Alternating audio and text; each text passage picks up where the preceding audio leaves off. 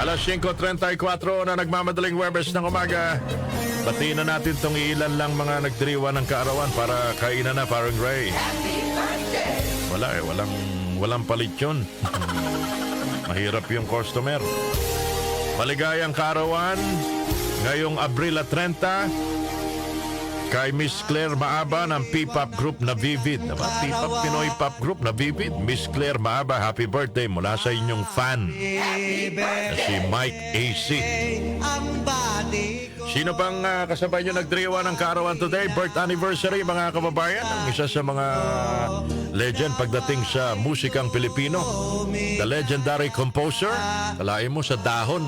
Nakakagawa ng musika, mga kababayan. Ang idol ko, Levi Celerio's birth anniversary. Yan, April 30, 1910, pinanganak po, mga kababayan, ang mahusay na kompositor na si Levi Celerio.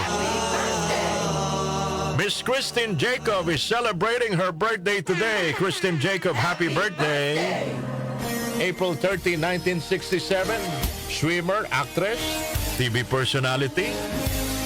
Ano kayang regalo ni Bossing kay Miss Christine Jacob? Happy birthday! Diba naging sila din dati?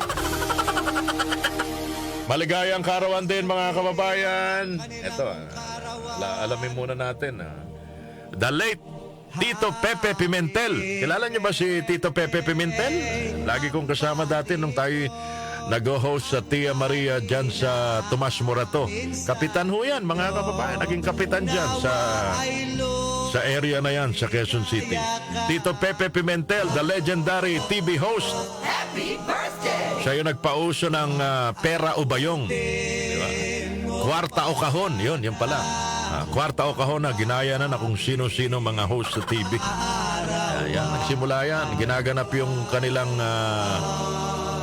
show, TV show na Kwarta Kahon diyan sa SM City North Edge sa food court.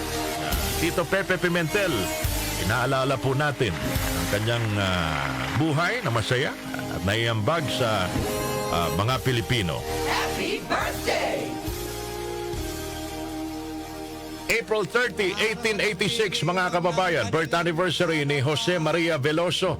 Pinanganak sa San Isidro, Leyte. Naging congressman, naging governor, at kung ano-ano pa. Malaking naitulong po sa Pilipinas pagdating ho sa mga batas. Birth anniversary, Tubong Leyte, April 30, 1886, Jose Maria Veloso. Happy birthday! April 30, 1865, balikan uli natin ang ating kasaysayan. Birth anniversary ni Patrocinio Gamboa, o mas kilala sa pangalang Tia Patron. Pinanganak ngayong araw na ito sa Haro, Iloilo. Ano bang kwento ni Tia Patron? Isa ho siya sa mga naunang sumapi sa Katipunan. At nung panahon ng mga Amerikano, Hapon, tinulungan nila, mga kababayan, yung mga may sakit, mga may sugat na mga sundalo, at humingi sila ng tulong sa ating mga kababayan na itutulong ho sa mga